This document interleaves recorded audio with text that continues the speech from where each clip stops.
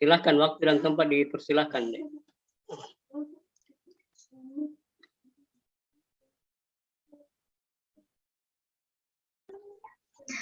Baik, terima kasih atas kesempatan yang telah diberikan oleh Pak Dino.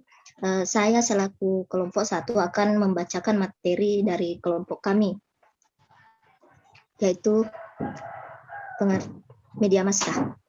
Salah satu media komunikasi massa adalah media massa, yang merupakan sarana komunikasi untuk khalayak dalam buku kuliah komunikasi. Media massa meliputi media cetak, media elektronik, dan media online. Tujuan media massa. Yang pertama ada informasi, yang kedua korelasi, yang ketiga kesinambungan, yang keempat hiburan, yang kelima mobilitasi, dan adapun fungsi media massa. Yang pertama, fungsinya sebagai pengawasan. Media massa dapat menyampaikan informasi yang berfungsi sebagai pengawasan bagi masyarakat, yaitu adanya bahaya di dunia baik akibat gejala alam, peperangan, dan lainnya. Yang kedua, fungsi korelasi. Fungsi utama interpretasi dan evaluasi adalah untuk mencegah konsekuensi yang tidak diinginkan dari pengkomunikasian berita sebagaimana dikemukakan yang sebelumnya, yaitu fungsi dari pengawasan. Yang ketiga, fungsi transmisi budaya. Fungsi penyampaian norma, nilai, dan pengalaman umum serta kebudayaan kepada generasi penerus. Yang keempat, fungsi hiburan. Hiburan adalah sarana untuk melepaskan lelah dan menciptakan suasana santai. Yang kelima, fungsi politis. Dalam fungsi politis, komunikasi massa dapat mendukung atau menolak ide tokoh tertentu. Yang keenam, fungsi sosial. Berkaitan dengan hal-hal yang bersifat sosial seperti undip, amal, beasiswa, pengumpulan dana untuk korban bencana alam, dan sebagainya. Yang ketujuh, fungsi bisnis. Bisnis dalam komunikasi massa erat kaitannya dengan pemasangan iklan seperti sponsor dan lain-lain. Kedelapan, fungsi organisator, yaitu untuk menampung dan membentuk klub minat seperti hobi dan lain sebagainya. Dan kesembilan, fungsi religius.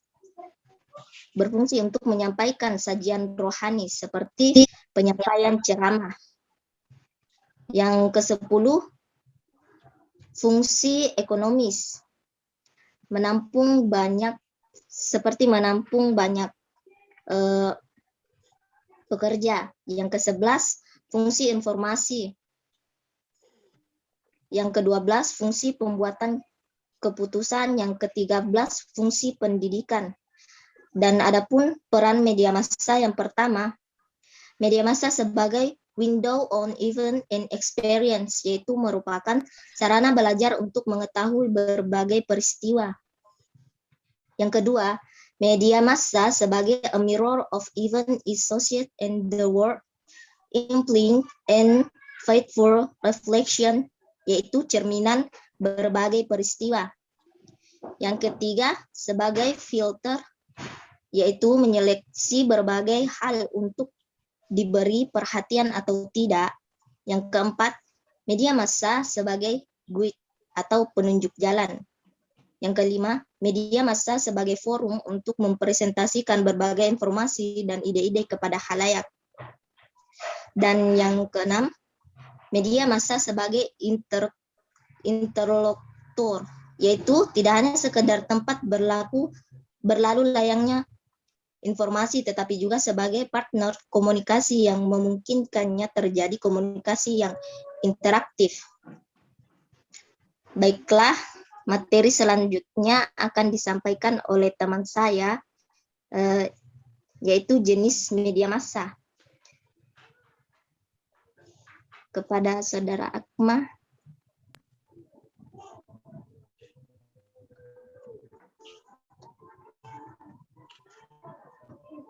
Baik, saya akan melanjutkan materi dari kelompok 1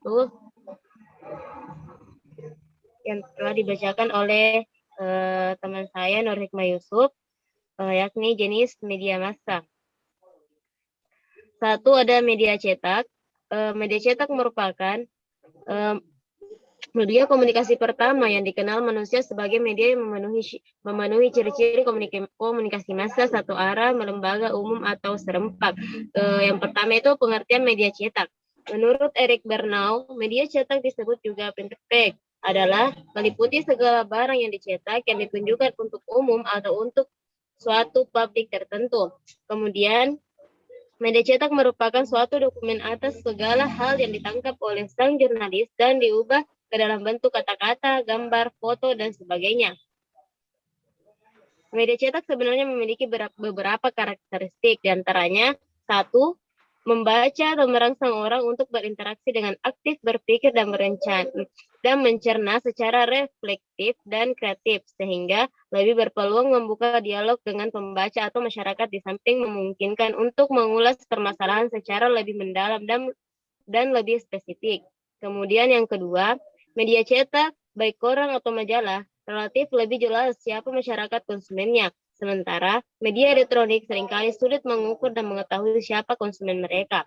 Adapun yang ketiga, yakni kritik sosial yang disampaikan melalui media cetak akan lebih berbobot atau lebih efektif karena diulas secara lebih mendalam dan bisa menampung sebanyak mungkin opini pengamat serta aspirasi masyarakat pada umumnya. Kemudian yang keempat, media cetak lebih bersifat fleksibel, mudah dibawa kemana-mana, bisa disimpan, bisa dibaca kapan saja dan tidak terikat. Kemudian yang terakhir ada dalam hal penyajian iklan, walaupun media cetak dalam banyak hal kalah menarik dengan atraktif dibanding media elektronik, namun di segi lain bisa disampaikan secara lebih informatif, lengkap, dan spesifik untuk memenuhi kebutuhan masyarakat konsumen. Kemudian jenis media cetak. Satu, surat kabar atau koran. Yang satunya surat kabar atau koran. Kemudian adapun hal yang menyangkut pertimbangan yang pertama yaitu jangkauan distribusi surat kabar tidak dibatasi. Kemudian yang kedua, jangkauan media lain seperti radio, televisi dibatasi. Dan yang terakhir, harga satuan surat kabar murah dan dapat dibeli secara eceran. Kemudian jenis media massa yang kedua ada majalah. Majalah adalah penerbit berkala yang berisi bermacam-macam artikel dalam subjek yang bervariasi. Karakter majalah adalah memiliki kedalaman isi yang jauh berbeda dengan surat kabar dan lebih terperinci.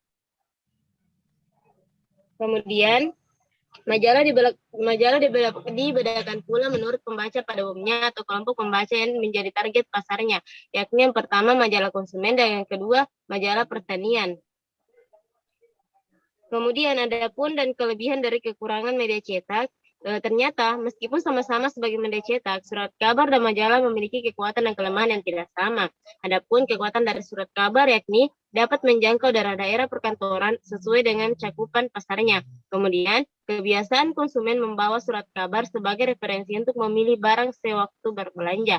Kemudian surat kabar memuat hal-hal yang aktual yang perlu segera diketahui oleh para pembaca. Kemudian pengiklan dapat bebas memiliki pasar mana yang akan diprioritaskan. Dengan demikian, dia dapat memilih media yang cocok dengan target pasarnya. Kemudian, pengiklan dapat bebas memiliki pasar mana yang akan diprioritaskan. Dengan demikian, dia dapat memilih media yang cocok dengan target pasarnya. Kemudian, adapun dari kelemahan surat kabar, yakni sekalipun jangkauannya bersifat massal, surat kabar dibaca orang dalam tempo yang sangat singkat. Nah, umumnya tidak lebih dari 15 menit. Dan mereka hanya membaca sekali saja. Surat kabar hanya berusia 24 jam sehingga cepat basi. Sekalipun surat kabar memiliki sirkulasi yang luas, beberapa kelompok pasar tidak dapat terlayani. Misalnya, untuk pembaca di bawah umur 20 tahun.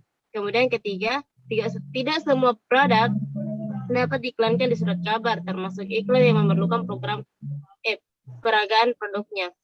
Kemudian ada pun kekuatan dari kekuatan majalah. Satu, mempunyai kemampuan untuk menjangkau segmen pasar tertentu yang terspesialisasi. Kemudian, mempunyai kemampuan mengangkat produk-produk yang diiklankan sejajar dengan persepsi khalayak terhadap prestis majalah yang bersangkutan. Kemudian memiliki usia edar yang paling panjang dibandingkan media lainnya. Mempunyai kualitas visual yang baik karena umumnya majalah dicetak di kertas yang berkualitas tinggi. Tapi adapun kelemahan dari majalah yakni fleksibilitas yang terbatas karena pengiklan harus menyerahkan final design iklannya jauh-jauh hari. Kemudian biaya yang dipakai untuk menjangkau setiap kepala menjadi lebih mahal karena majalah hanya beredar di lingkungannya yang terbatas.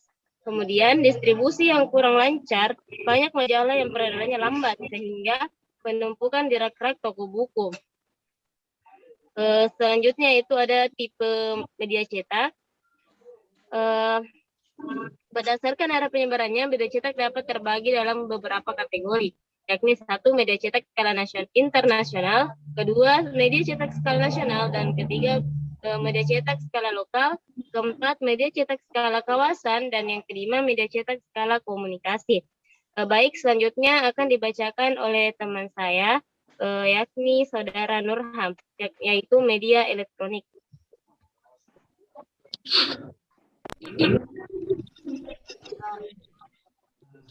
Assalamualaikum warahmatullahi wabarakatuh. Media elektronik adalah media yang prosesnya bekerjanya berdasarkan pada prinsip elektronik dan elektromagnetis. Seperti jenis media elektronik, secara garis besar media elektronik hanya terdiri dari dua jenis, yaitu televisi dan radio. Televisi berasal dari dua kata yang berbeda asalnya, yaitu tel, bahasa Yunani yang berarti jauh, dan visi, vider, bahasa Latin berarti penglihatan. Sedangkan untuk radio adalah teknologi yang digunakan untuk pengiriman sinyal dengan cara modulasi dari radiasi elektromagnetik, gelombang elektromagnetik. Adapun kelebihan dan kekurangan media elektronik seperti cepat dari segi waktu, media elektronik tergolong cepat dalam menyebarkan berita ke masyarakat. Dua, ada audio visual. Media elektronik mempunyai audio visual yang memudahkan para edisinya untuk memahami berita khusus televisi. Dan yang ketiga, terjangkau luas. Media elektronik menjangkau masyarakat secara luas. Dan yang keempat, dapat menyampaikan berita secara langsung dari tempat kejadian. Dan yang kelima, dapat menampilkan proses terjadinya satu peristiwa khusus televisi. Dan yang keenam, dapat menikmati oleh semua orang.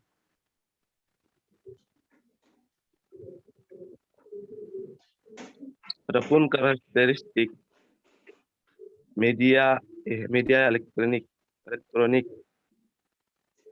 Setiap media komunikasi pasti memiliki karakteristik tertentu. Tidak ada satu media pun yang dapat digunakan untuk memenuhi segala macam tujuan komunikasi. Adapun beberapa media televisi adalah sebagai berikut. Satu, memiliki jangkau yang luas dan segera dapat menyentuh langsung penglihatan dan pendengaran manusia. Dua, dapat menghadirkan objek yang amat kecil bisa dibahas atau yang langsung. Itu tidak ada nak perempuan begitu. Ketiga, menyajikan pengalaman langsung kepada penonton. Empat, dapat dikatakan meniadakan perbedaan jarak dan waktu. Lima, mampu menyajikan unsur warna, gerakan, bunyi, dan proses dengan baik. 6, dapat mengkoordinasikan manfaat bagi media lain seperti film, foto, dan gambar dengan baik. 7, dapat menyimpan berbagai data, informasi, dan serentak memperluaskan dengan cepat ke berbagai tempat yang berjauhan. 8, mudah ditonton tanpa perlu menggelapkan ruangan. 9, membangkitkan perasaan intim atau media personal. Adapun fungsi media elektronik. Fungsi utama dari media elektronik adalah memberi informasi dan menghibur tampilan audiovisual.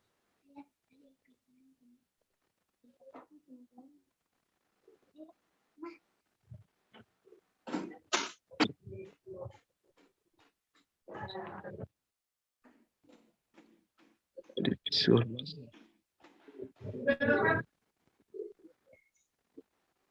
Harusnya akan dilanjutkan oleh materi selanjutnya. Maaf, moderator, saya potong dulu. Masih ada kelanjutannya ya. Mohon yang pembaca makalah berikutnya dipersingkat saja, poin-poin besarnya saja yang dibaca supaya waktu kita bisa digunakan sebaik mungkin. Oke, silakan dilanjutkan deh.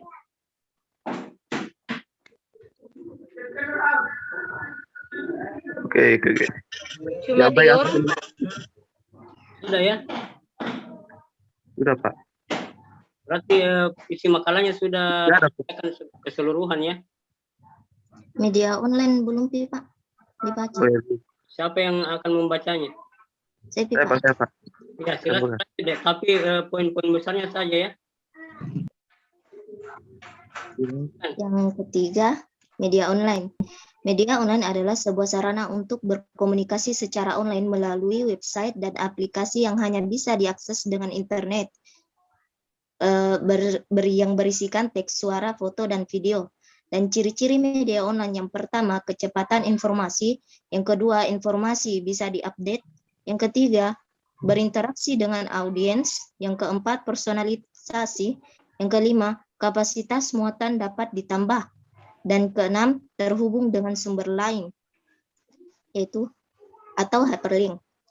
Adapun macam-macam media online dan contohnya. Yang pertama, situs berita online seperti Kompas dan Detikcom. Yang kedua, situs pemerintah seperti kemkes.co.id. Yang ketiga, situs perusahaan yaitu telkom.co.id. Yang keempat, situs e-commerce yaitu shopee.co.id dan lain-lain. Dan selanjutnya situs media sosial seperti Instagram, Facebook, dan YouTube. Dan situs blog maxmandroid.com. Yang selanjutnya situs forum komunikasi seperti kaskus.co.id. Dan yang terakhir aplikasi chatting seperti WhatsApp, Telegram, dan lain. Dan kelebihan dan kekurangan media online. Yang pertama, kelebihannya, cara kerja penyebaran informasi sungguh-sungguh cepat. Yang kedua, informasi atau data lama bisa dibuka kembali dengan gampang. Yang ketiga, bentuk konten yang disajikan sangat bermacam-macam.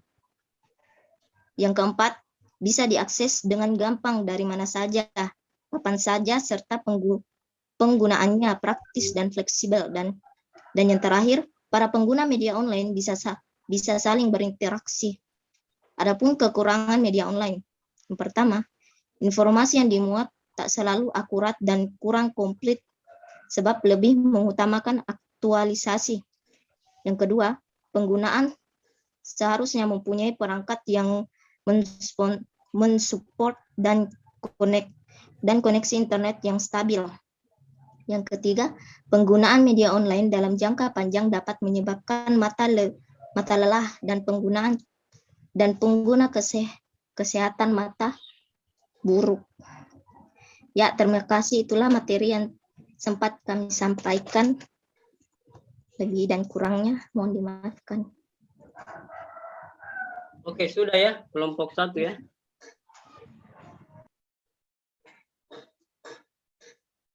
Oke, baik. Saya ambil alih kembali forum. Moderator, mohon izin saya ambil alih forum. Terima kasih kepada kelompok 1 atas presentasi makalahnya. Alhamdulillah sudah mengcover substansi dari materi pengertian media massa dan konsep-konsep yang perlu dibahas dalam memahami media massa. Baik, saya ingatkan kembali ke Torombel untuk screenshot ya. Sudah screenshot mana ke Torombel ya? Sudah, Pak, sudah. Sudah ya, dikirim nanti setelah perkuliahan berakhir di jam berakhirnya kuliah. Baik, sedikit saya menambahkan tentu saja adik-adik mahasiswa mungkin bertanya ya, kenapa kemudian di materi awal ini kita pelajari konsep media massa? Padahal mata kuliah kita kan analisis teks media ya. Mungkin ada beberapa mahasiswa yang bertanya-tanya. Jadi saya mencoba menerangkan, menjelaskan bahwa pengertian dan konsep-konsep media massa itu perlu dipahami lebih awal dan harus clear supaya dalam menganalisis teks media itu tidak kebingungan lagi ya, apa-apa yang perlu nantinya dianalisis. Tentu saja itu yang pertanyaan yang paling penting, paling pokok adalah apa sebenarnya yang dianalisis dalam teks media. Nah, terkait dengan pertanyaan itu, maka perlu kita memahami media massa itu sendiri. Tadi dijelaskan oleh kelompok 1 bahwa media massa itu ada 3 jenisnya ya. Ada media cetak, ada media elektronik, dan ada media online. Nah, sedikit saya mempertegas kembali bahwa menurut guru besar ilmu komunikasi di Unhas, Hafidz Tangara, bahwa pengertian media massa itu adalah alat ya. Alat yang digunakan untuk menyampaikan pesan dari komunikator, dari sumber, dan kepada halayak, dan diterima oleh halayak penerima, baik itu penonton, pendengar, dan pembaca.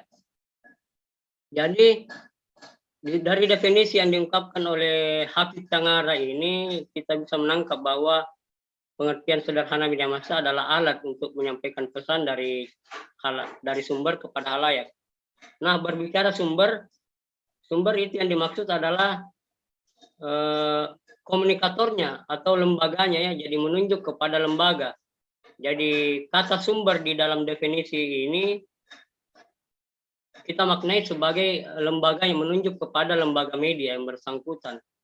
Contoh misalnya harian Fajar di Makassar, ada Parepos di Parepare, dan ada TV One, ada Trans 7, itu menunjuk kepada lembaga media massa. Jadi bukan hanya berbicara produknya ya. Kalau berbicara produk, tentu saja sudah dijelaskan oleh kelompok 1. Ada surat kabar, ada majalah, ada kalau di TV ada berita dan lain sebagainya. Di website juga ada berita, ada iklan, ada talk show dan lain sebagainya.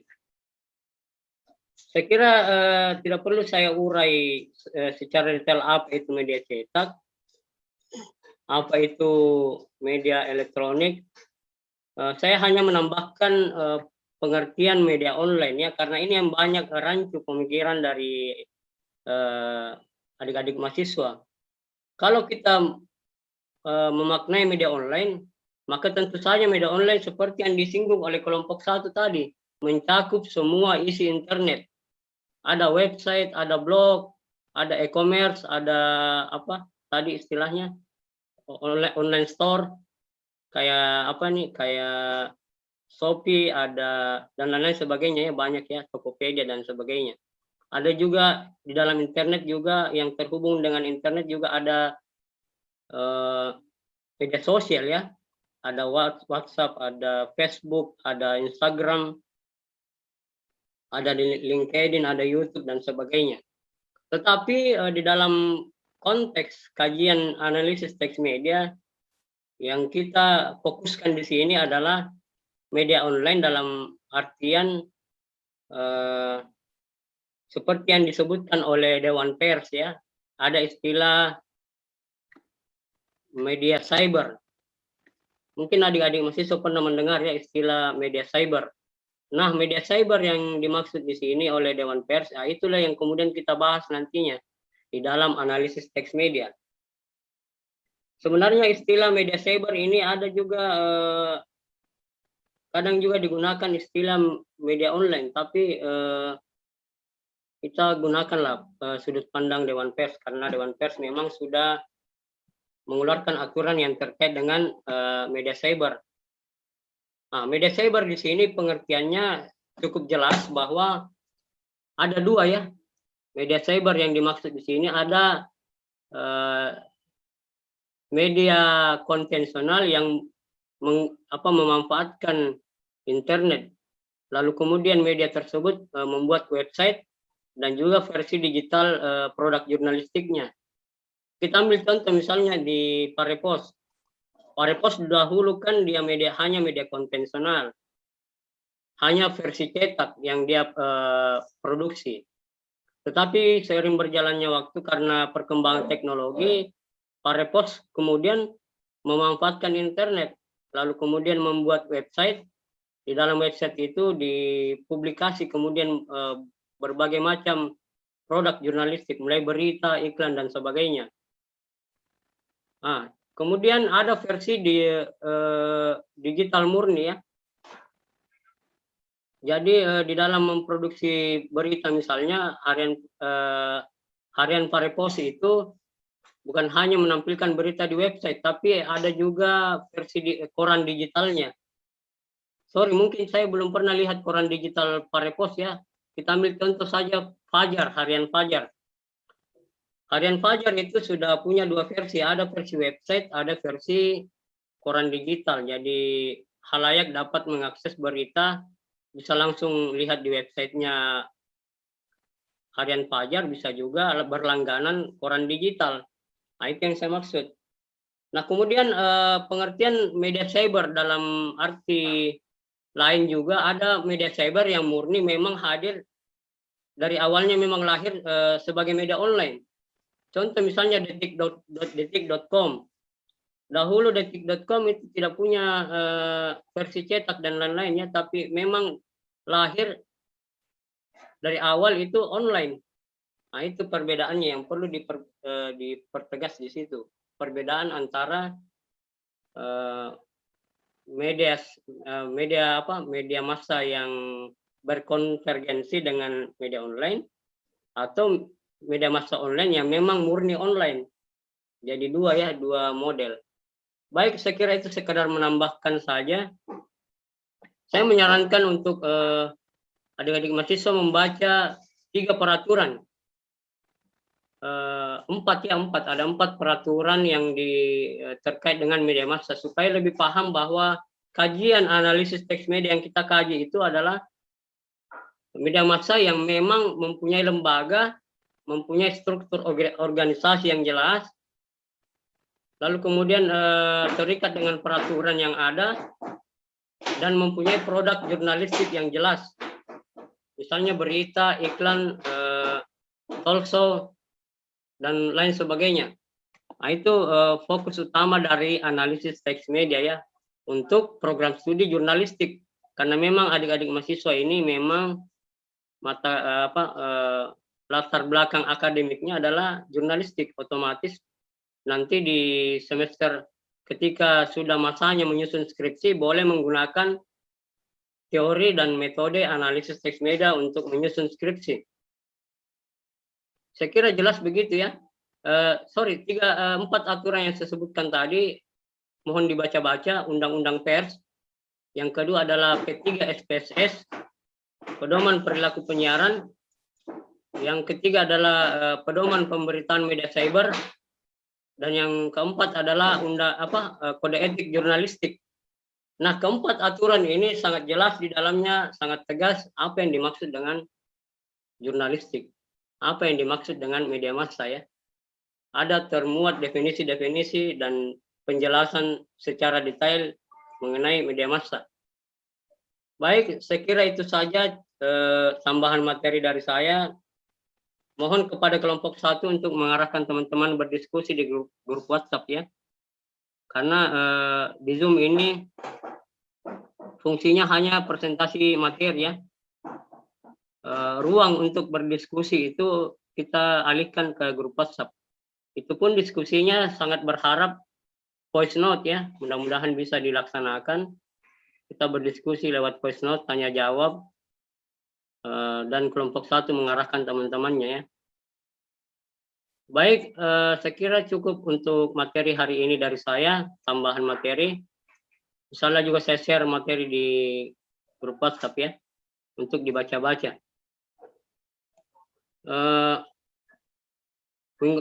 Minggu depan kelompok 2 ya, siap-siap ya untuk presentasi. Saya pikir itu saja untuk hari ini. Terima kasih kepada kelompok 1 dan seluruh mahasiswa atas kehadirannya dalam ruang Zoom untuk mengikuti proses kuliah. Saya kembali menegaskan bahwa bagi mahasiswa yang ingin mengikuti Zoom, tolong diaktifkan kameranya untuk pertemuan berikutnya, karena di pertemuan berikut itu sudah tidak ada lagi kebijakan bagi mahasiswa yang tidak mengaktifkan kameranya, itu dikeluarkan ya. Untuk hari ini saya maklumi, tidak apa-apa, mungkin karena berbagai hal ya. Tadi Pak, vaksin katanya sebentar Pak. Oh iya, tidak apa-apa deh. Tidak apa-apa. Kalau ada kegiatan mohon disampaikan sebelum perkuliahan ya, kalau memang. Iya Pak, karena vaksin tadi ngantri dari sama 3 sebentar. Jadi sudah ya, sudah vaksin ya? Iya Pak, sudah. Iya, alhamdulillah. Mudah-mudahan adik-adik mahasiswa di sini semua sudah vaksin, supaya kita bisa nanti kuliah dalam proses tatap muka langsung di kampus. Baik, terima kasih saya ucapkan kepada seluruh mahasiswa. Akhirul kalam, nun wal kalim maesturun. Assalamualaikum warahmatullahi wabarakatuh. Waalaikumsalam warahmatullahi wabarakatuh. Waalaikumsalam warahmatullahi wabarakatuh.